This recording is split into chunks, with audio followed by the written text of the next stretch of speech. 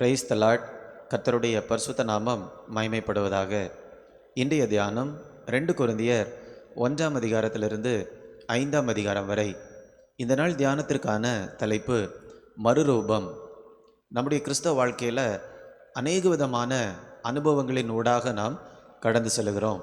நம்முடைய வாழ்க்கையின் ஒவ்வொரு காலகட்டத்திலும் அநேக விதமான அனுபவங்கள் நமக்கு கிடைக்கிறது. ஆனால் இந்த அனுபவங்கள் எல்லாம் நம்மை ஒரே இடத்திற்கு நடத்தி செல்கிறது. அது என்னவென்றால் முடிவில் ஒரு மறுரூபம், இயேசுவை போல நாம் மாறிவிடுகிறது. 3ஆம் அதிகாரம் 18ஆம் வசனத்தை நான் வாசிக்கிறேன். நாம் எல்லாரும் திறந்த முகமாய் கர்த்தருடைய மகிமையை கண்ணாடியிலே காண்கிறது போல் கண்டு ஆவியாயிருக்கிற கர்த்தரால் அந்த சாயலாகத்தானே மகிமையின் மேல் மகிமையடைந்து மறுரூபப்படுகிறோம். மகிமையின் மேல் மகிமையடைந்து மறுரூபப்படுகிறோம். அப்போ நம்முடைய வாழ்க்கையில் நாம் அனுபவிக்கக்கூடிய ஒவ்வொரு காரியமும் நம்மை மகிமையின் மேல் மகிமைக்கு நேராக தான் கொண்டு போகிறது. அதனால தான் கிறிஸ்தவ வாழ்க்கையில் எப்படிப்பட்ட பாதையில் நாம் போய் கொண்டிருந்தாலும் நமக்கு அதில் ஒரு நம்பிக்கை இருக்கிறது. ஏனென்றால் ஒரு நோக்கத்தோடு ஆண்டவர் நம்முடைய வாழ்க்கை பயணத்தை அவர் நிர்ணயம் செய்திருக்கிறார். இன்றைக்கு நாம் கிறிஸ்தவ வாழ்க்கையில் அனுபவிக்கக்கூடிய ஒரு சில பாதைகளை அல்லது ஒரு சில அனுபவங்களை நாம் தியானிக்கலாம்.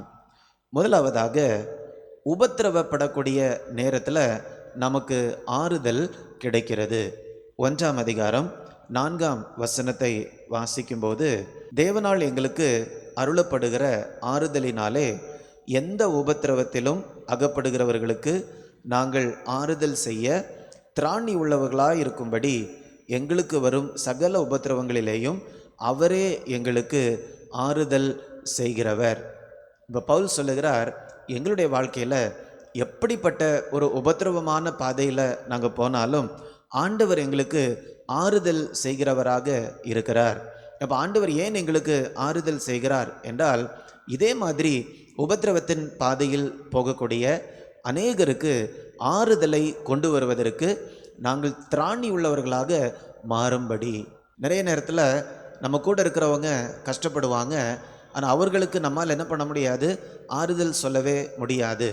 ஒரு சில வார்த்தைகளை நாம் சொன்னாலும் அது அவங்களுடைய வாழ்க்கையில் எந்த விதமான வித்தியாசத்தையும் கொண்டு வராது. ஏனென்றால் அந்த திராணி நமக்கு இல்லாதபடியால். ஆனால் நம்முடைய வாழ்க்கையில் நாம் துன்பத்தின் பாதையில் போகும்போது கர்த்தர் நமக்கு ஆறுதலை கொடுக்கும்போது அது நமக்கு ஒரு பலனை கொண்டு வருகிறது. என்ன பலன்? ஒரு புதிய திராணியை கொண்டு வருகிறது. மற்ற கஷ்டப்படக்கூடிய நபர்களோடு நாம் பேசும்போது நமக்கே தெரியாமல் பரிசுத்த ஆவியானவர் அவர்களுடைய இருதயத்துக்குள்ளாக ஒரு ஆறுதலை கொண்டு வருகிறார். இப்படிப்பட்ட அனுபவம் ஆண்டவருடைய பிள்ளைகள் எல்லாருடைய வாழ்க்கையிலும் காணப்பட வேண்டும். அடுத்தபடியாக, உபத்திரவ நேரத்தில் நம்பிக்கை கிடைக்கிறது. நம்ம எல்லாருமே பல்வேறுபட்ட சூழ்நிலைகளில் உபத்திரவத்தின் ஊடாக நாம் வரும்போது அதிலிருந்து ஆண்டவர் நமக்கு நம்பிக்கையை கொடுக்கிறார். அல்லது அந்த உபத்திரவத்தின் பாதையில் அநேக விதமான வாழ்க்கை பாடங்களை ஆண்டவர் நமக்கு கற்றுக் கொடுக்கிறார். 1ஆம் அதிகாரம் 8ஆம் வசனத்திலிருந்து 9ஆம் வசனம் வரைக்கும் நான் வாசிக்கிறேன். ஆகையால் சகோதரரே, ஆசியாவில் எங்களுக்கு நேரிட்ட உபத்திரவத்தை நீங்கள் அறியாதிருக்க எங்களுக்கு மனதில்லை. என்னவெனில், பிழைப்போம் என்கிற நம்பிக்கை அற்றுப்போகத்தக்கதாக எங்கள் பலத்திற்கு மிஞ்சின அதிக பாரமான வருத்தம் எங்களுக்கு உண்டாயிற்று. நாங்கள் எங்கள் மேல் நம்பிக்கையாயிராமல் மரித்தோரை எழுப்புகிற தேவன் மேல் நம்பிக்கையாயிருக்கத்தக்கதாக மரணம் வரும் என்று நாங்கள் எங்களுக்குள்ளே நிச்சயித்திருந்தோம். பவுல் அவருடைய வாழ்க்கையில் சந்தித்த ஒரு கடினமான சூழ்நிலையை தான் இந்த இடத்துல அவர் நமக்கு சொல்லுகிறார். ஆசியாவிலே அவர் பட்ட பாடுகள் இப்படியாக இருந்தது. பிழைப்போம் என்று சொல்லக்கூடிய நம்பிக்கை கூட இல்லாமல் காணப்பட்டார். அவருடைய பலத்திற்கு மிஞ்சின பாரம் அவர் மேல் வந்தது.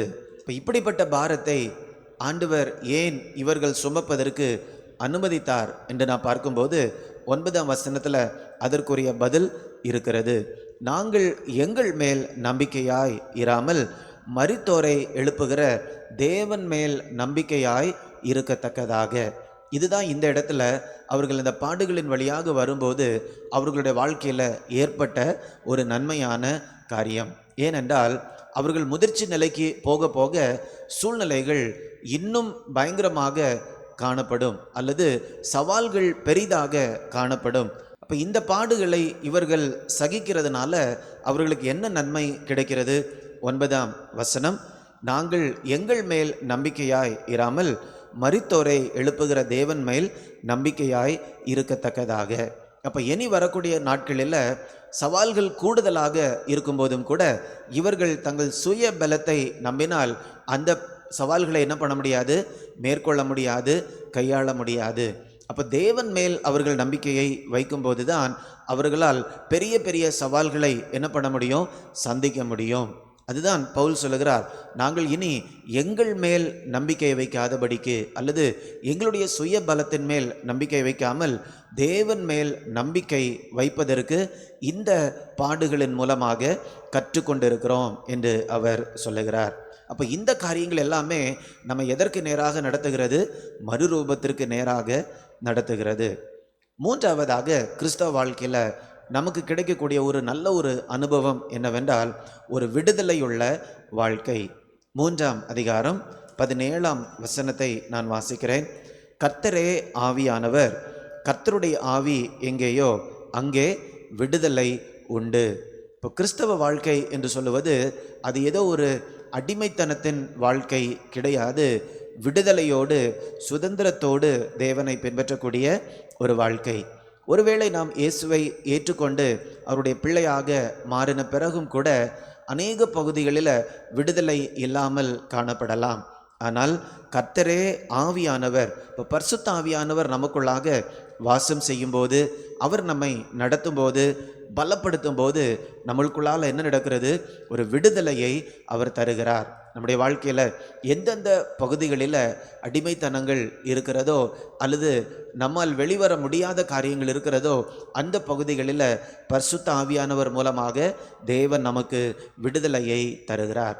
இந்த விடுதலையை நாம் பெற்றுக்கொள்ளாமல் ஒரு மறுரூபத்தை நாம் என்ன பண்ண முடியாது, அடையவே முடியாது.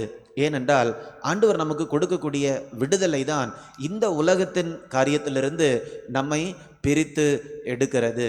அப்போ இந்த உலகத்தின் காரியத்திலிருந்து நாம் பிரித்தெடுக்கப்பட்டு கொண்டே இருக்கும்போது தான் அந்த மறுரூபத்தை நோக்கி நாம் என்ன பண்ண முடியும், போக முடியும். அப்போ விடுதலை மிக மிக முக்கியம். 4ஆவதாக ஆண்டவர் நமக்கு கொடுக்கக்கூடிய இன்னொரு அனுபவம் என்னவென்றால் அவர் நம்முடைய உள்ளான மனுஷனை புதுப்பிக்கிறார். இந்த பூமியில் நாம் நம்முடைய கடமைகளை செய்யும்போது நாம் சோர்ந்து போகிறோம். நம்முடைய புறம்பான மனிதன் ஒவ்வொரு நாளும் சோர்ந்து போகிறது. ஆனால் ஆண்டவர் சொல்லுகிறார், உங்களுடைய உள்ளான மனிதனை அவர் புதுப்பிக்கிறார் என்று. இந்த வசனத்தை நம்ம வாசிக்கலாம். 4ஆம் அதிகாரம் 16ஆம் வசனத்தை பார்க்கும்போது, ஆனபடியினாலே நாங்கள் சோர்ந்து போகிறதில்லை, எங்கள் புறம்பான மனுஷனானது அழிந்தும் உள்ளான மனுஷனானது நாளுக்கு நாள் புதிதாக்கப்படுகிறது. அப்போ உள்ளான மனுஷன் நாளுக்கு நாள் புதிதாக்கப்படுகிறது என்று பவுல் சொல்லுகிறார். அதனால் நாங்கள் சோர்ந்து போகிறதில்ல. வெளிப்புறமாக ஒருவேளை நாங்கள் பலவீனமாக காணப்படலாம், ஆனால் எங்களுடைய உள்ளான மனுஷன் ஒவ்வொரு நாளும் புதிதாக்கப்பட்டு கொண்டே இருக்கிறது. இந்த ஒரு புதுப்பிப்பை நாம் அனுபவிப்போம் என்றால் நாம் மறுரூபத்தை நோக்கி போய்கொண்டிருக்கிறோம் என்பது நமக்கு அர்த்தமாகிறது. கடைசியாக அன்பின் கிரியைகள். இந்த அன்பின் கிரியைகளில் நாம் பெருக பெருக நாம் மறுரூபத்தை நோக்கி போய்கொண்டிருக்கிறோம். 5ஆம் அதிகாரம் 14ஆம் வசனம் 15ஆம் வசனத்தை வாசிக்கிறேன். கிறிஸ்துவனுடைய அன்பு எங்களை நெருக்கி ஏவுகிறது, ஏனென்றால் எல்லாருக்காகவும் ஒருவரே மரித்திருக்க எல்லாரும் மரித்தார்கள் என்றும், பிழைத்திருக்கிறவர்கள் இனி தங்களுக்கென்று பிழைத்திராமல் தங்களுக்காக மரித்து எழுந்தவருக்கென்று பிழைத்திருக்கும்படி அவர் எல்லாருக்காகவும் மரித்தார் என்றும் நிதானிக்கிறோம்.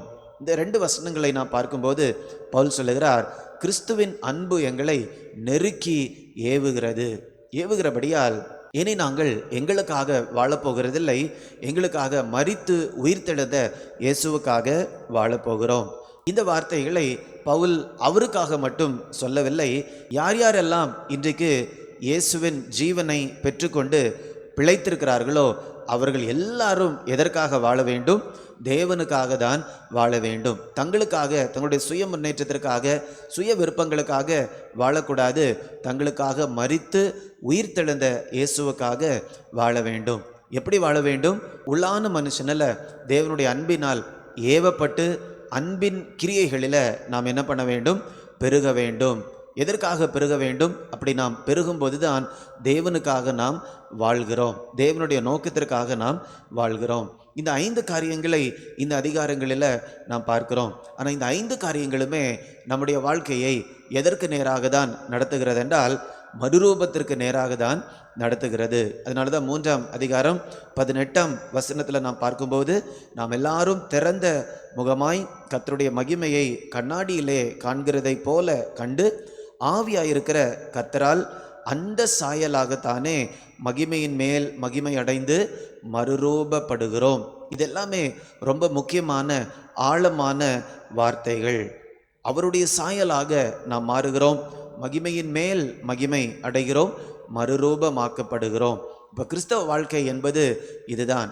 நம்முடைய வாழ்க்கையில் சோர்ந்து போகும்போது ஆண்டவர் ஆறுதலை தருகிறார், நம்பிக்கையை தருகிறார், அவருடைய ஆவியானவர் மூலமாக விடுதலை தருகிறார், உள்ளான மனுஷனை புதுப்பிக்கிறார், அவருடைய அன்பினால் நம்மை நிரப்புகிறார். இவை எல்லாவற்றையும் கிருபையாக ஆண்டவர் நமக்கு கொடுத்து அவர் நம்மை மறுரூபமாக்கி கொண்டே இருக்கிறார்.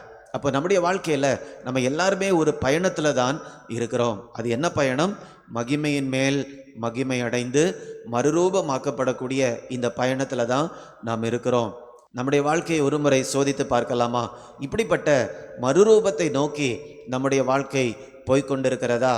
அல்லது ஒரு விடுதலை இல்லாமல், ஆறுதல் இல்லாமல், ஒரு புதுப்பிப்பு இல்லாமல், அன்பின் கிரியை இல்லாமல், நம்பிக்கை இல்லாமல் காணப்படுகிறோமா?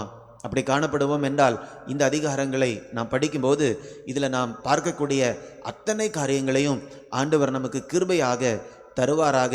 அவர் நம்மை மறுரூபப்படுத்துவாராக. நாம் ஜெபிக்கலாமா? அன்பின் பரலோக பிதாவே, இந்த நல்ல நாளுக்காக உமக்கு நன்றி செலுத்துகிறோம்.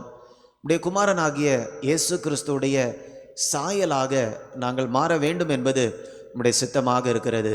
எங்களுடைய வாழ்க்கையில் நாங்கள் சந்திக்கக்கூடிய எல்லா விதமான அனுபவங்களும் அப்படிப்பட்ட ஒரு நோக்கத்திற்கு நேராக எங்களை நடத்துகிறபடியால் உமக்கு நன்றி தகப்பனே. நீர் எங்களுக்கு ஆறுதலை தருகிறீர், நம்பிக்கையை தருகிறீர், எங்களை நீர் புதுப்பிக்கிறீர், எங்களுக்கு நீர் விடுதலையை தருகிறீர், உம்முடைய அன்பினால் நீர் எங்களை நிரப்புகிறீர். இவைகளுக்காக உமக்கு நன்றி செலுத்துகிறோம் தகப்பனே. இப்படியாக நாங்கள் ஒவ்வொரு நாளும் மகிமையின் மேல் மகிமை அடைந்து மறுரூபத்தை நோக்கி நாங்கள் கடந்து செல்ல ஆண்டவர் கிருபை தாரும். மீட்பர் இயேசுவின் மூலம் கேட்கிறேன் நல்ல பிதாவே. ஆமேன், ஆமேன். God bless you. God bless you.